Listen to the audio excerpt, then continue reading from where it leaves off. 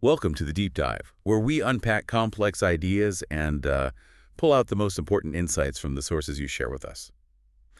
Today, we're diving into a truly fascinating concept. It promises to free you from that endless cycle of trying to control, well, everything and everyone around you. It's remarkable, isn't it, how much energy we actually spend trying to manage all these external factors. Yeah. And this constant effort, it inevitably leads to stress and, ironically, missed opportunities for our own growth. So this deep dive focuses entirely on shifting that perspective. Our source material for this one comes from excerpts of The Let Them Theory by Mel Robbins, published by Hay House. And it's packed with personal anecdotes, some surprising research, and just incredibly practical tools to help you reclaim your power and, frankly, your peace. Our mission today is to really distill the core principles of the Let Them Theory and show you exactly how it can, well, revolutionize your approach to life, relationships, and even how you see yourself. This really prompts a fundamental question, right? In a world that's constantly pushing us to control outcomes, to micromanage everything, predict every variable, what truly happens when we intentionally, consciously release that grip? That's the core, yeah. We're going to explore not just the what, but the really profound why behind this theory and its implications. So what does this all mean for you listening? By the end of this deep dive, you should walk away with a clear, actionable understanding of how to apply this truly liberating mindset to your own life, maybe starting today. Okay, let's unpack this. Before we fully immerse ourselves in the let them theory itself, let's maybe start with the origin story. It's pretty remarkable. The creator, Mel Robbins, her previous work, especially the famous 5-second rule, that really paved the way for this next idea. It's a classic example, really, of how intense personal struggle can often lead to these, universally applicable insights. Mel found herself at 41 buried under just a staggering amount of debt, like $800,000. Wow. Yeah. Unemployed, her husband's business was on the brink of collapse. Can you even imagine that feeling? Yeah. Completely lost. And after trying so many different careers, too, public defender, life coach, she even opened a pottery studio. Right. She describes feeling like absolutely nothing she did was ever going to be enough. That's incredibly relatable, I think, that feeling of just spinning your wheels. Absolutely. And this financial and emotional rock bottom, it kind of forced a breakthrough.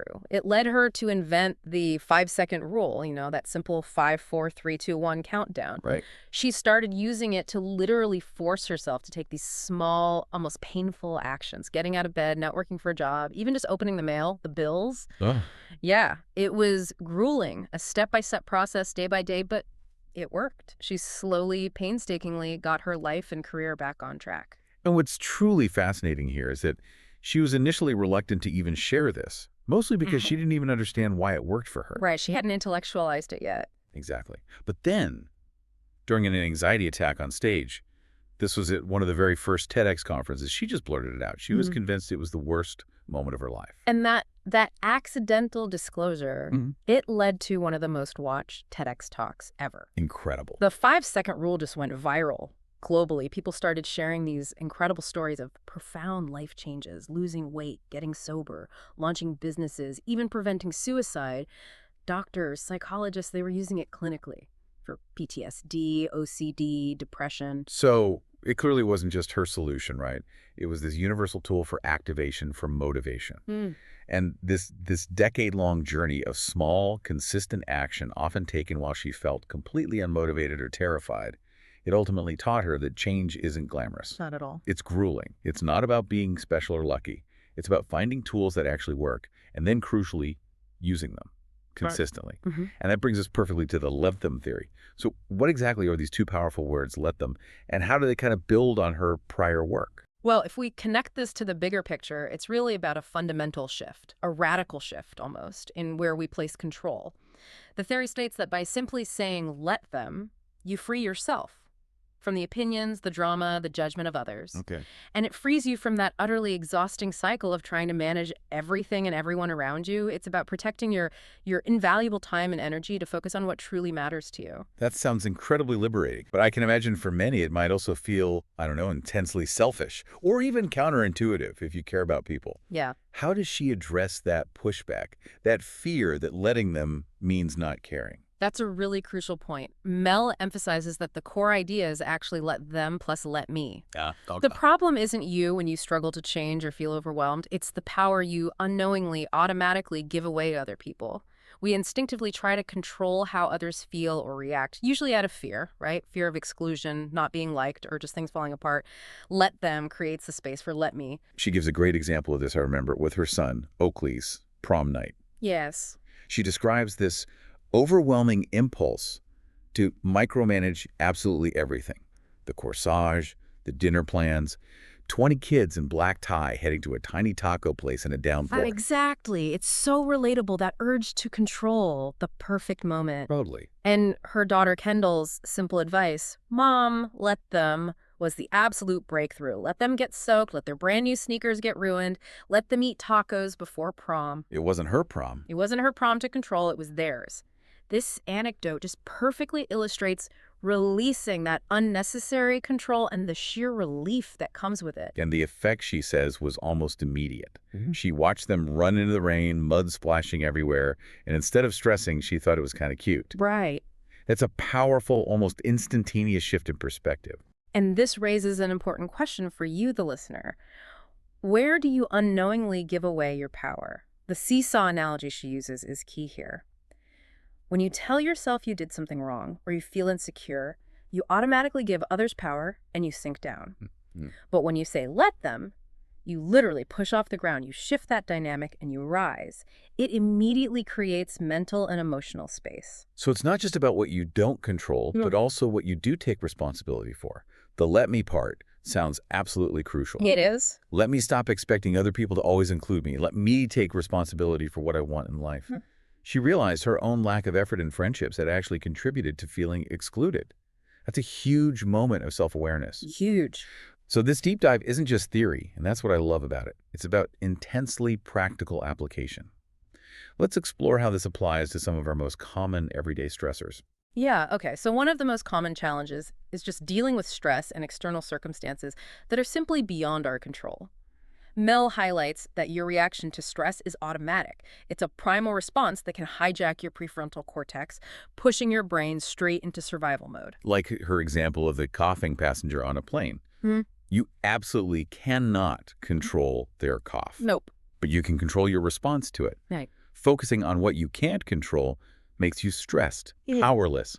Focusing on what you can control that makes you powerful. Your health, for example, is your responsibility, not the coughing strangers. Exactly. And this extends powerfully to career situations, too. If your boss is, say, stringing you along for a promotion, the advice is let them string you along. Oof, tough love. It is. But your career is ultimately your responsibility. You're never truly stuck. You choose to stay. It's a hard truth, maybe, but a liberating one. And what about that immense fear of what other people think? Mel calls this your biggest roadblock. She openly admits it took her 2 years to even start posting about her business on social media because she was absolutely terrified of what friends and family would think. I think so many of us can relate to that kind of paralysis. Oh, absolutely. And this fear led her to burn just an incredible amount of energy crafting these perfect posts, creating hundreds of drafts, obsessively checking for likes and comments. Exhausting. Totally. The radical solution she offers, instead of wasting your time worrying about them, start living your life in a way that makes you proud of yourself. It's a direct challenge to needing that external validation. So if it genuinely makes you proud, it doesn't actually matter what others think. Her example of attending her friend's birthday party for one night, then leaving early to see her grandparents, even if the birthday girl or her mother were clearly disappointed. Right. It really highlights this. It's about your values, your priorities, not bending to their expectations. And this also applies significantly in family dynamics, where expectations often run incredibly deep because of these interconnected systems. Yeah. Any change you make can send shockwaves through the whole thing. Right. For step-parents, the advice is quite profound. Let them grieve. Let them see you and maybe your kids as a threat. Let them feel their emotions. It's about cultivating deep compassion and trying to understand their unique frame of reference. That concept, frame of reference, which Lisa Bilyeu shared, is so insightful. Mel used it to understand her own mom's initial reluctance about her marrying her husband, Chris. Her mom wasn't judging Chris. She was actually grieving the potential loss of her daughter moving far away. From their own perspectives, Both were right. And understanding that fosters a much deeper connection than just trying to argue someone out of their feelings. Exactly. And when we move to dealing with others' emotional reactions in general, the advice is surprisingly simple. Just let them react. Just let them. Just let them. Mel emphasizes that adults are often just as emotional as children, frankly, and it's simply not your responsibility to manage their emotional immaturity or their outbursts. And this is where it gets incredibly practical. Mhm. She talks about the silent treatment as a really common example of that childlike behavior in adults. Yes. It stems from their inability to process their own emotions, and it truly has nothing to do with you. It's a deflection, not a reflection of you. Critically, she also notes the science here. Emotions are just chemical bursts. They rise and fall within about 90 seconds if you don't react to them, if you don't fuel them. 90 seconds. That's it. That's the physiological lifespan, yeah. This isn't just a fascinating neurological fact. It's a profound invitation to just pause. Imagine the sheer mental freedom if, instead of getting swept away by every frustration or judgment, you literally gave your system 90 seconds to reset. Wow. This is where let them becomes almost like a biological superpower. That 90-second rule is potentially game-changing. Sounds simple, but requires, I imagine, immense discipline in the moment. Oh, for sure. Thinking about that, what does the theory say about the comparison trap? Because it's so human to compare ourselves to others, right? But it's what we do with that comparison that truly matters. Mel brilliantly distinguishes between two types. There's torturous comparison that's obsessing over fixed aspects you just can't change, like your body type or a natural talent someone else has. That only leads to self-torture. Right.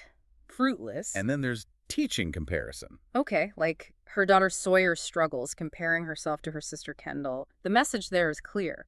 If you can't change it, you must learn to allow it. Let them. You just release yourself from that pointless battle. Exactly. But on the other hand, you have Molly's story. She was inspired by this initially irritating neighbor who started an interior design business. That shows how comparison can actually be a teacher. Huh, interesting. Other people's success can be concrete evidence of what's possible for you too. It's about flipping that jealousy into inspiration, realizing their achievements are reflecting bigger possibilities, not somehow limiting yours. Now, let's explore how the let them theory applies to perhaps the most delicate and often challenging area of our lives, relationships. Yeah, this section offers a truly liberating truth, one that I think many find hard to accept at first. The best relationships of your life are still ahead of you. That's a bold statement. It is. It's about releasing those old expectations and the often debilitating need to control others in friendships, romantic love, even family dynamics. Okay, let's start with adult friendships. She talks about the great scattering. It's not like childhood anymore where your friends are always just down the street. Right. Factors like proximity, timing, energy, they inevitably shift, which is precisely why adult friendships require immense flexibility and a willingness to adapt to let things evolve. Mel shares her own quite painful experience of a close friend group dissolving as her kids grew up, and it led her to feel bitter and jealous. What's powerful, though, is that she takes full responsibility for her own lack of maturity and toxic behavior in that situation. That takes guts to admit. It does. And it makes you wonder, right? Are you holding on to expectations from past friendships that maybe no longer serve the reality of your life now? The key takeaway seems to be that when a friendship fades, or maybe someone shows you who they really are, one or more of those three pillars, proximity, timing, or energy, is simply off. And let them helps you accept that reality without making it a personal failure. Exactly, but let them also helps you actively find your people, even when you feel like you're starting from scratch. Mel, at 54, moved to a new community, and despite that initial loneliness, she remembered her own daughter's college advice. Give it a year and, critically, go first. The go first habit. Yeah. That sounds incredibly practical. Like, let me be the first to introduce myself. Let me be the first to say, hey, I'm new here. Precisely. She applied this in coffee shops, at a local flower farm, in exercise classes, slowly, intentionally creating her social scaffolding, as she calls it, and finding deep, meaningful connections. It's about taking agency where you actually can. Okay, so what about when you're wishing someone you love would change? That's a really common one. Oh, yeah. It's incredibly normal to want the bad for them, but that constant pressure, that nagging, it often backfires, spectacularly sometimes. It really does. She explains the science behind it, too. People have this hardwired need for control, and their brains are literally wired to tune out negativity. So your judgment, your lectures, they won't launch them off the couch. It actually just creates a battle for control and resistance. It becomes about who's right, not about the actual issue. Exactly. So the solution isn't to abandon hope, but to use your influence differently. First, let them be, except you can't control their actions. Then step into let me and control your approach. So how do you actually influence change without trying to control them? She introduces this really clever framework, the ABC loop. Yes, the ABC loop. It's a powerful tool. A, apologize, then ask open-ended questions. Use the 5 whys, maybe, to get to the deeper issue underneath. Okay. B, back off. Observe their behavior. Give them that crucial space to make their own choices, to feel like it's their decision. And C, celebrate any progress, however small, while you continue to model the change you want to see. This helps them believe the change is genuinely their idea, not something you forced on them. That makes a lot of sense. Now, what about when someone you love is struggling profoundly with mental health or grief or addiction? This is where the hardest truth often comes in. Mm. You cannot want someone else's sobriety, healing, or health more than they do. Wow. That's tough to hear, but probably true. It is. And your judgment, your pressure, no matter how well-intentioned, can actually make things worse. It can increase shame, increase resistance.